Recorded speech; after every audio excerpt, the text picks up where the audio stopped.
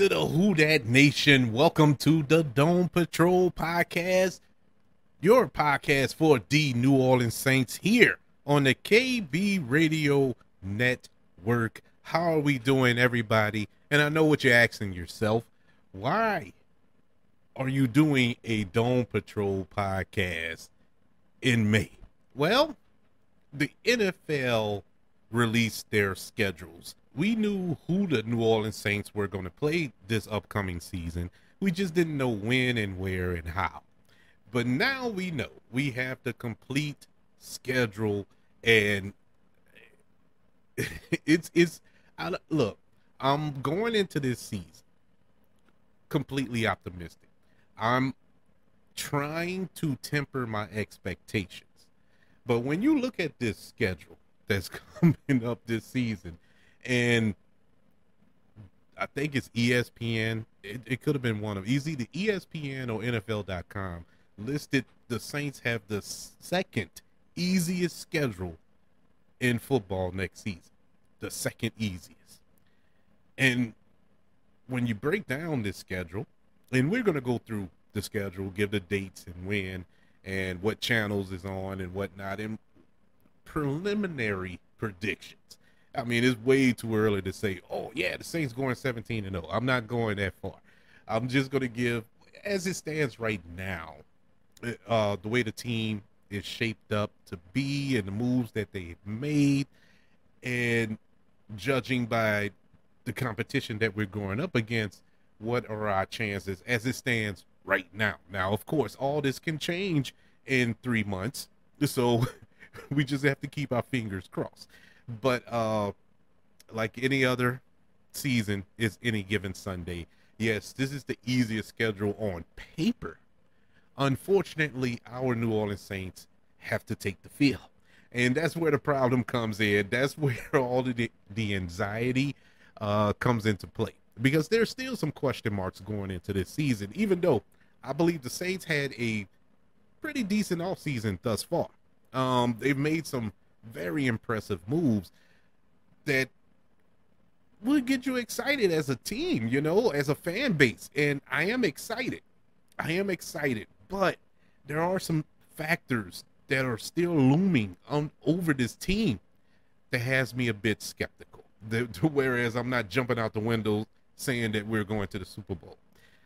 But I do feel that we can control this division due to the moves that the Saints have made. We all know, in case you don't, I'll recap some of the moves the Saints made this offseason. Of course, the big signing of the offseason, the Saints signed Derek Carr, quarterback, formerly of the Las Vegas Raiders. I just came from Vegas. I had a vacation in Vegas, had a good time. Saw, Allegiant Stadium, whatever it's called. Beautiful stadium.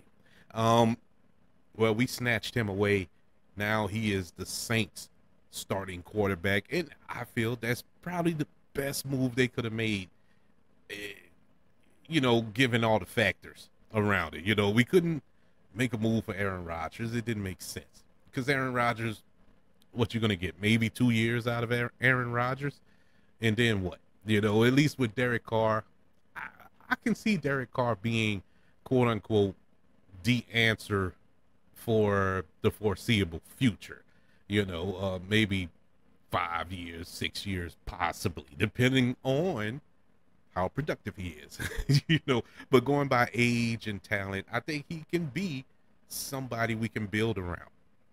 And that was a good move. Saints drafted very well in the draft.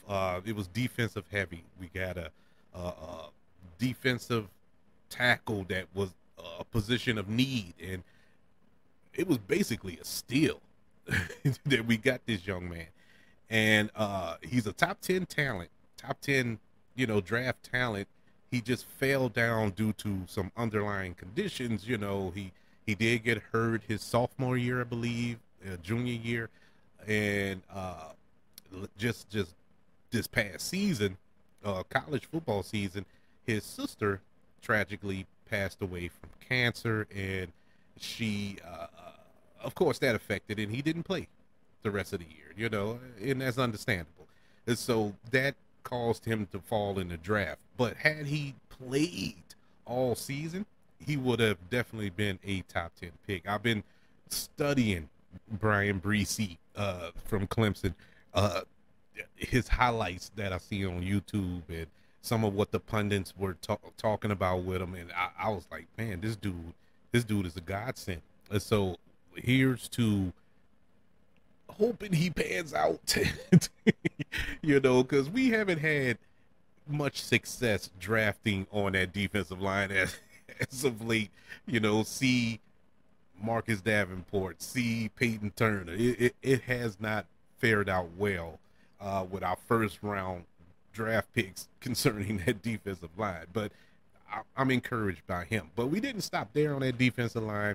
They also drafted in the second round. They got a defensive end, which was another need when they drafted Isaiah Forsky from Notre Dame. Another one who many pundits are saying is a steal in this draft. I've been watching some highlights of him as well on YouTube, and this dude is a beast, man. He is a beast. And so really good move. Awesome move. We still have Peyton Turner. Peyton Turner looked good when he was on the field. It was just a matter of him being on the field. The Saints also drafted a running back, and another offensive lineman. They got a quarterback, I think, in the fourth round. Really don't see him being a quote-unquote factor, but it's good to have a body there. They got another safety, and they got another steal with a last pick, A.T. Perry, a wide receiver from Wake Forest. A steal. Trust me, I've been looking him up. This dude, he has it all. He has it all. I don't know how he fell to the sixth round. I really didn't go in depth with his, you know, backstory or whatever. I don't know what happened. Maybe it was some off the field issues or something. I'm just speculating. I'm not saying it is or not, but I don't know how he fell to the sixth round. This guy is the goods, and that was a nice pickup. And so that just adds to this already explosive receiving core. Michael Thomas, could have been Rookie of the Year, Chris Olave. The Saints signed just the other day James Washington from, I think he was with Dallas last year, but I know he was with the Steelers a while back. Pretty solid receiver, really solid. Now, I mean, he's not, you know, top 5 receiver in the league or top 10 even, you know, but he is a solid wide receiver. Can never have enough good receivers. And so, especially with Michael Thomas' history as of late, the last couple of years, kind of need somebody to back it up. And so, you know, we can always add on into that receiving room. But this, I feel these were some really good moves. Also, just the other day, the Saints had signed a tight end, which was also another need. And they also gave Derek Carr somebody who he's familiar with, and that is tight end Forrester Monroe, who the Saints had brought in, I think, at the start of free agency. And he went through his physical, and while he was doing his physical, it was discovered that he had cancer. I forgot the form of cancer it was. It's not, oh man, I just had it on the tip of my tongue, but it's something that it's treatable. It is a treatable form of cancer. And he's currently undergoing that. But despite that, the Saints still signed him, which is probably the feel-good story of the year. Lymphoma. Lymphoma? I think I'm saying it right. Yeah, but anyways, is a treatable kind. He's going through it now. He will participate in OTAs that's coming up or about to start, or if it did start. But he is participating with the team, and that's awesome. That is pretty awesome. So with those moves, you look at this team and you're like, oh my goodness, man, we are really shaped up to do something. The question mark I have isn't the players. That wasn't the problem last year. It's the coaches, you know. It's Dennis Allen. it's Pete Carmichael, not so much Dennis Allen as a defensive coach. He is, the defense hasn't suffered since he's been here. The question mark is the offense under Pete Carmichael and how stagnant it was last season. Now you can make the argument Andy Dalton was our quarterback. It wasn't like we had Drew Brees back there. It was basic, man. It was vanilla as you can get as far as a offense was run. I mean, there was no adjustments. I didn't even see audibles made on the offensive line. It was just whatever the play was, they ran it, and it looked stagnant. So with fresh quarterback here, fresh faces, I'm encouraged. So I'm encouraged that something good can come out of this season. But look, like I said, I'm trying to temper my expectations because I don't want to get hurt like I was last year. I was legitimately hurt, man. I really was upset. And it just didn't get better or should I say, it didn't help that they kept Pete Carmichael. Yeah, I was like, I didn't understand it because they had to beg him to come coach because he wasn't going to coach. He had retired after Sean Payton had left. They practically begged him to come be the offensive coordinator. And so, I don't know. But anyway, the schedule. That's why we here. Let's discuss this schedule. Let's discuss this upcoming season. Now, like I said to start off this show, I'm going to give some predictions, preliminary. And, take it with a grain of salt. This is just off-season prediction. This is not a serious prediction. This isn't like I'm going to say 12-4, and then we end up being 4-12, and I get all the comments, you're an idiot. You don't know football. Look, we're just doing this for fun today. We're going to do the real breakdown at, I guess, the start of September when the season begins. So let's just go over the schedule and have some fun with it today, shall we? Let's start off with week 1. I'm not going to go over preseason because it doesn't count. It doesn't matter. Who cares? So let's start with week 1, Sunday, September the 10th, when the New Orleans Saints host the Tennessee Titans, 12 noon. This game will be televised on CBS. Now, Tennessee is going through some changes right now. Derrick Henry doesn't want to be there. They don't know what they're going to do at the quarterback position. Pretty sure, of course, all this will be straightened out by September the 10th. But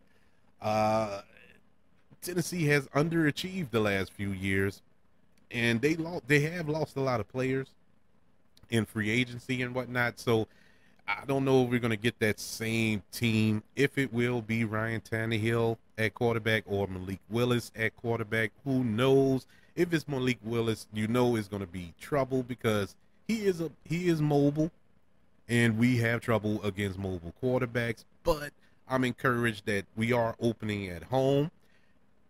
I must say, week 1 against the Tennessee Titans, the Saints will win that game because the crowd is going to be hyped. You're going to have this fresh blood in the dome. Is going to be popping. 12 noon, opening week. Yeah, I think the Saints will come out victorious against Tennessee. The following week, the Saints played their first and only Monday Night Football game, and that will be Monday, September the 18th, when the Saints travel to Carolina to take on the Panthers, and this game will be on ESPN. The question mark there, who will be the quarterback? Will it be Andy Dalton, or will it be what's his name, Bryce Young? And at that point, I don't know. It really doesn't matter. Andy Dalton doesn't scare me. Bryce Young he's a real good quarterback, of course. He's a real good quarterback, but I haven't seen a Alabama quarterback transition to the NFL yet. Now, you can make the argument for Jalen Hurts. You can make the argument for Tua. But Tua's career is hanging on a string right now with all those concussions. And Jalen Hurts, do you say Alabama or do you say Oklahoma? I don't know. But those are the only two exceptions in the 50, 60 years of Alabama football. You have to go all the way back to Joe Namath as far as Alabama quarterback being successful in the NFL. But with all that being said, I think the Saints will get their act together against Carolina. We got swept by them last year,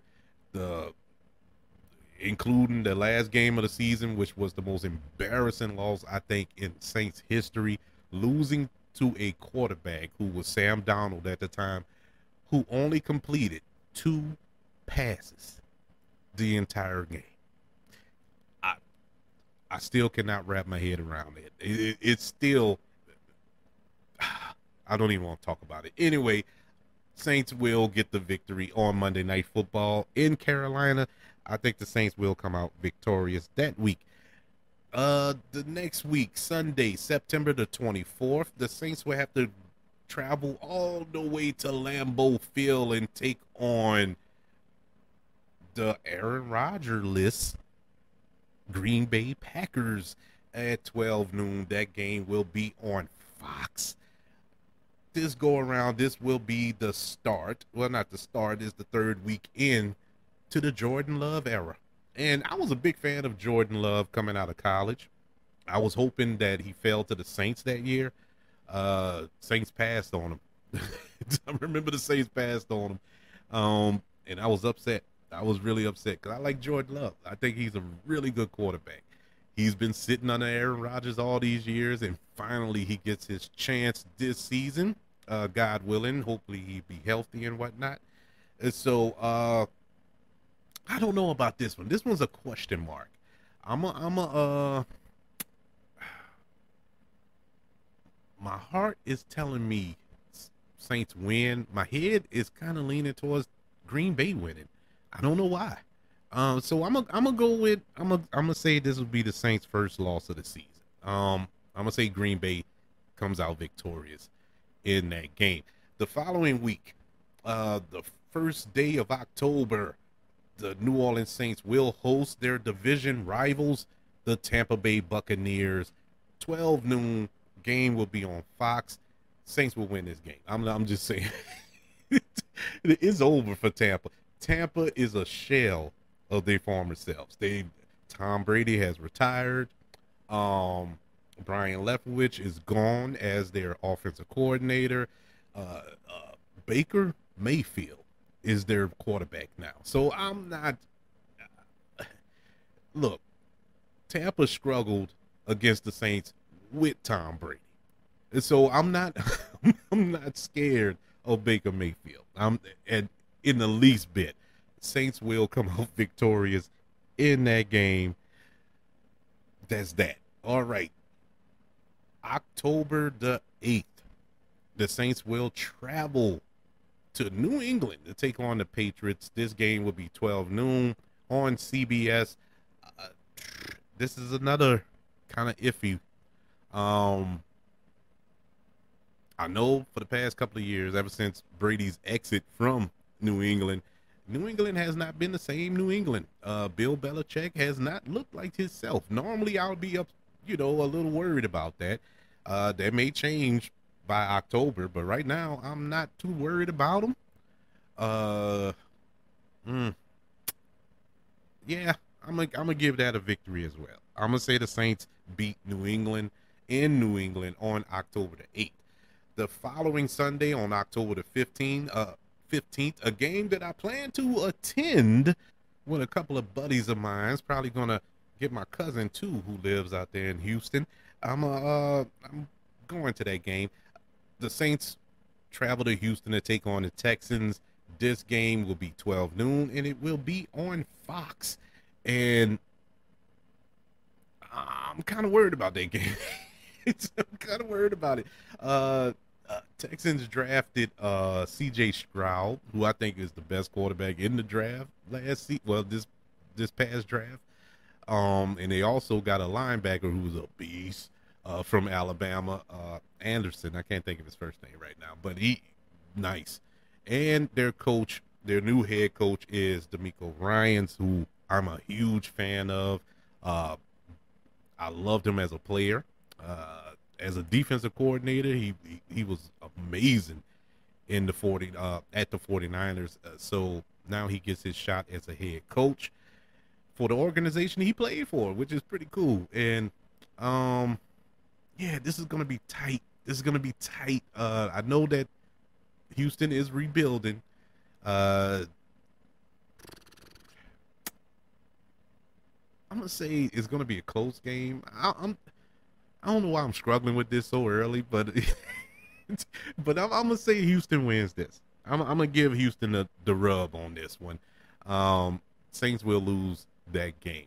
All right, it's gonna be a short week because the Saints will have to come back home. Thankfully, Thursday night, the Saints will host the Jacksonville Jaguars, 7:15 p.m. and this game will be on Prime Video.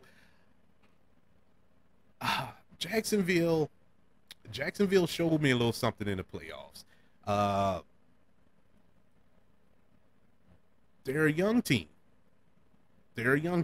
But it's Doug Peterson is a coach I respect. I really do respect him. What he did in Philly, brought him to the Super Bowl a few years ago, to turn the Jacksonville Jaguars franchise around to the point they made the playoffs last year, which was pretty amazing. Not only made it to the playoffs, but won a playoff game.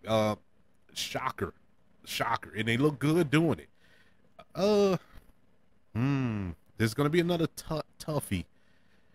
It is at home, but it's on a short week. I think that Houston game is going to be physical, being as though they're have a defensive coach who is his defense was very physical in San Francisco. So I'm pretty sure he's going to bring that energy to Houston. Saints probably going to be a little wore out. It is at home, but we're going against another decent team. Now, I ain't going to say they're the cream of the crop of the AFC, but they're a decent team. I'm going to give the Saints the L on this one. I think they'll lose that one because it's a short week, and I think that game against Houston is going to be very, very physical. So we shall see. On Sunday, October the 29th, the Saints will travel to Indianapolis to take on the Colts, 12 noon on Fox. Saints will win that game. On Sunday, November the 5th, the Saints will host the Chicago Bears, 12 noon. This game will be on CBS. I think the Saints will win this game against the Bears. Justin Fields, he got a lot of weapons this offseason. He got DJ Moore, I believe. I think he got another receiver as well. But they built that team up this offseason. So it's gonna be a tough game, but I think the Saints will come out victorious in that game. On Sunday, November the 12th, the Saints will travel to Minnesota to take on the Vikings, 12 noon. This game will be on Fox. Vikings. We only have problems with the Vikings in the playoffs. When it comes to the regular season, we normally get them, except with the exception of last year. I think, didn't we play them in London? Ain't that yeah. We played them last year in London, and that was a close game. That was a real close game. And at the time, the Vikings were looking unstoppable, but we really played them tough, and that was with Andy Dalton. So, and I believe that's the game Michael Thomas went out, if I'm not mistaken. I'm trying to forget about last season as much as I can. But anywho, I think we'll get them. I think the Saints will come out victorious against the Vikings. Week 11, the Saints have their bye, and I think that's the perfect time. It's right in the middle of the season. we can get healed up for this final run. Uh, yeah, that's a good time. I think so because our bye was really really late last year, and we didn't benefit from it at all. We really needed that bye early last season with all the injuries and whatnot. It probably still wouldn't have made a difference, but I think it could have saved us one or two games. Because we were just losing people left and right. It was that season felt longer. With that bye being so late. So we get our bye this year in week 11. Week 12, Sunday, November the 26th. I'm guessing that's Thanksgiving weekend. Instead of turkey, we are going to Atlanta to get us some fried Falcon 12 noon. That game will be on Fox. Atlanta's going to be tough. I think we're going to split with Atlanta this season. Atlanta has gotten better. The young team, it's going to be tight. It's going to be tight. I think we're going to split with them. I don't know if it's going to be this game or the last game of the season when we play them, but it'll be a split. I'll say that we lose. Well, we'll win this one because we're coming off a bye. I think 2 weeks to prepare. We'll probably win this one. So I'm going to say the Saints win this game against Atlanta on November the 26th. So on week 13, now this is going to be the matchup of the century here. Because the trash talking has already started about this game. Week 13, Sunday, December the 3rd, the Saints will host the Detroit Lions, 12 noon. This game will be on Fox. Let me tell you, the trash talking has already started from C.J. Garner-Johnson. It has already started because we know C.J. Garner-Johnson. He played here a couple of years ago. He was traded to the Philadelphia Eagles last season. They didn't renew his contract, so he ended up being signed by the Detroit Lions this offseason. And so he mentioned he can't wait to line up against Michael Thomas. He already threw the shot out. In case you don't know, C.J. Garner-Johnson and Michael Thomas got in a fight when they was on the same team at practice. 2-3 years ago. It was ugly. It got pretty ugly. So now they're not on the same team. They got different color helmets. So it's going to be very, very interesting to see this matchup. But besides that, Detroit is an up-and-coming team.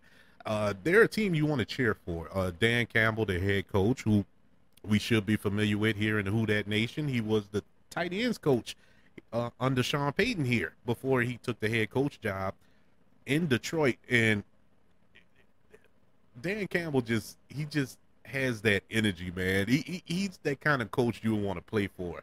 And it's going to be hard. This one's going to be hard. Like I said, they're an up-and-coming team. They really should have went far last season. They lost a lot of close games, and they just need a couple of pieces. And I think they did make some changes in the offseason to add to their team, to benefit their team. So they're going to be just that much better. But I think the Saints will come out victorious against the Detroit Lions at home. Week 14, Sunday, December the 10th, the Saints will play the Carolina Panthers at home. This will be the second and last game against Carolina.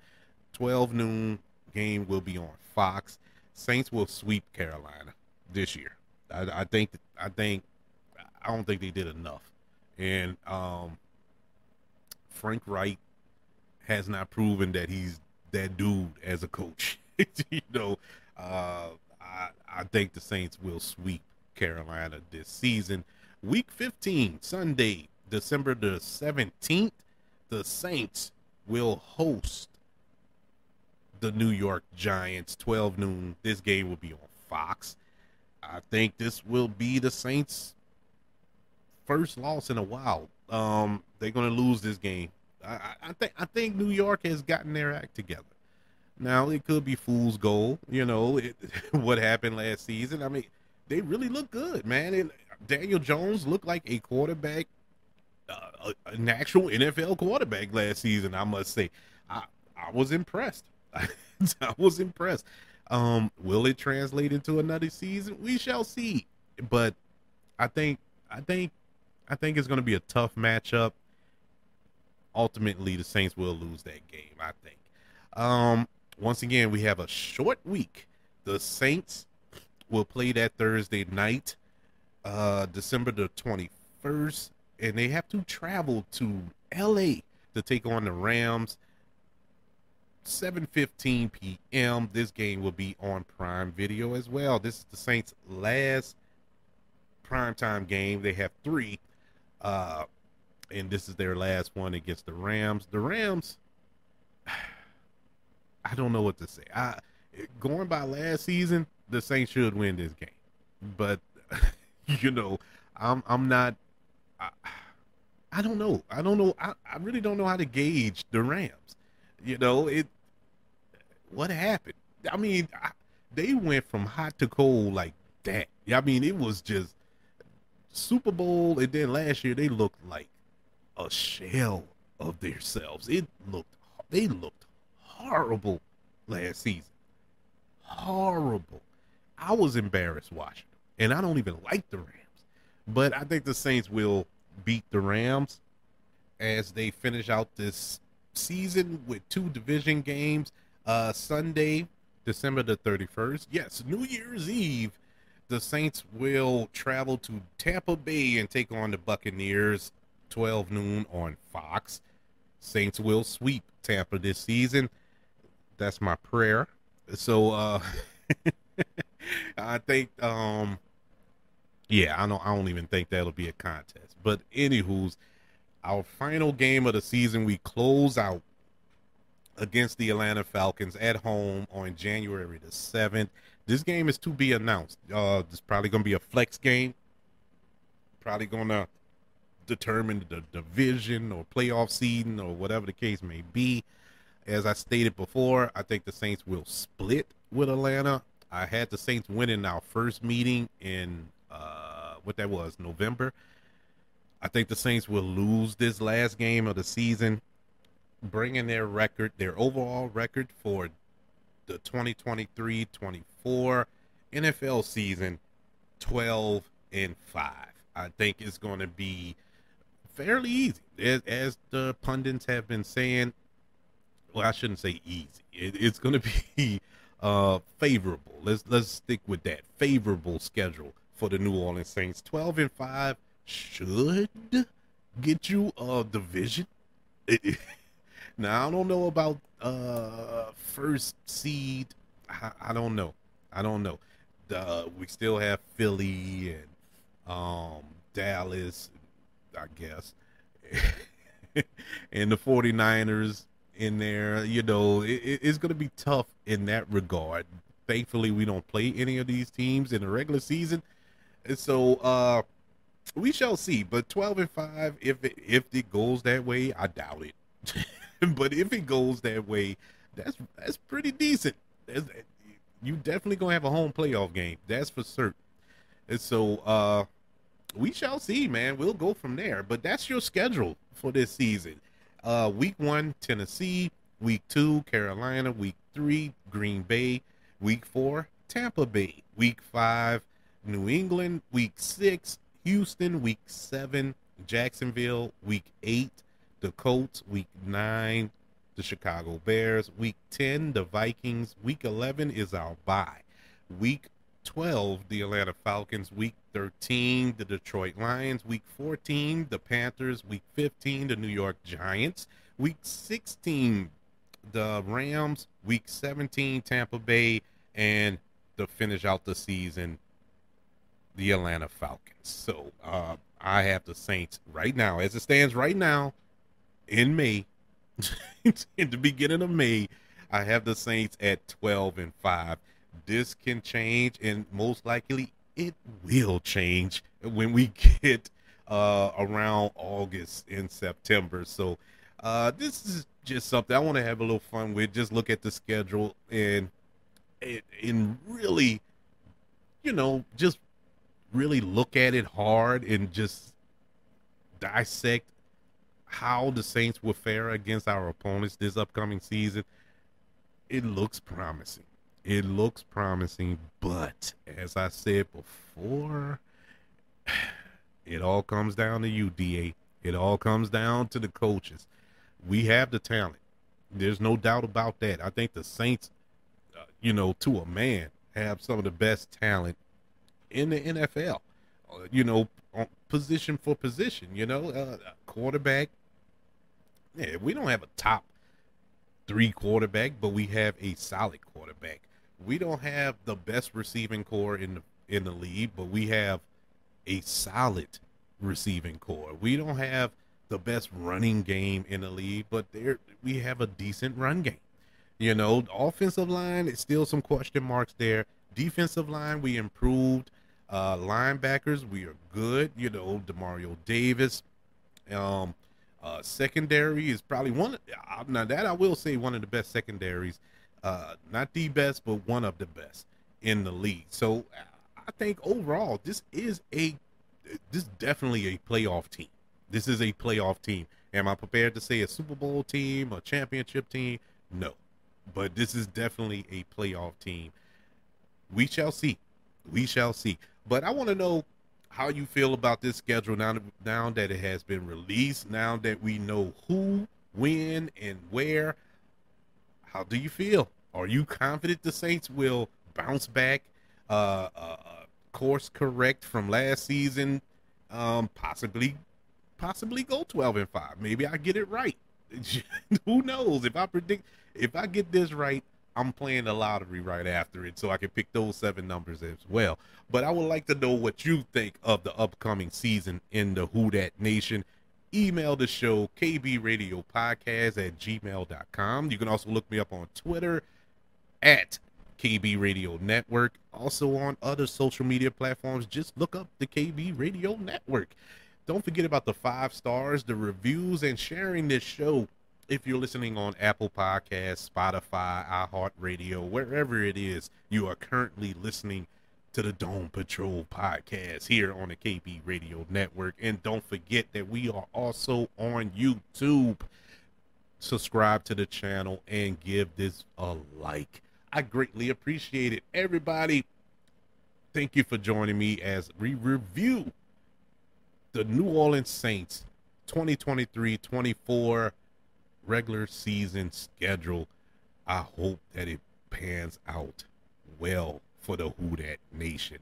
But I can't wait to speak to you again when off-season training, mini camps and training camp, and we get geared up for the regular season. Oh man, I'm so excited for this upcoming season. I know I said I was tempering my expectations, but bro, look, I bleed black and gold. I can't hold that in. I'm sorry.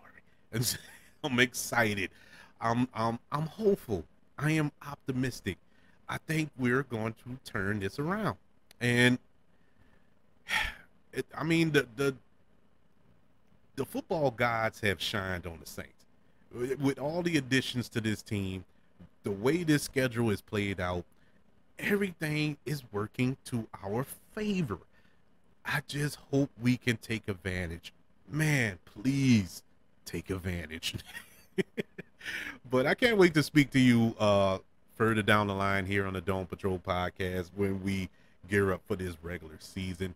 Everybody, y'all have a blessed day. Until I speak to you again, I'm going to be screaming down the streets, up the streets, from the mountaintops. Who dat?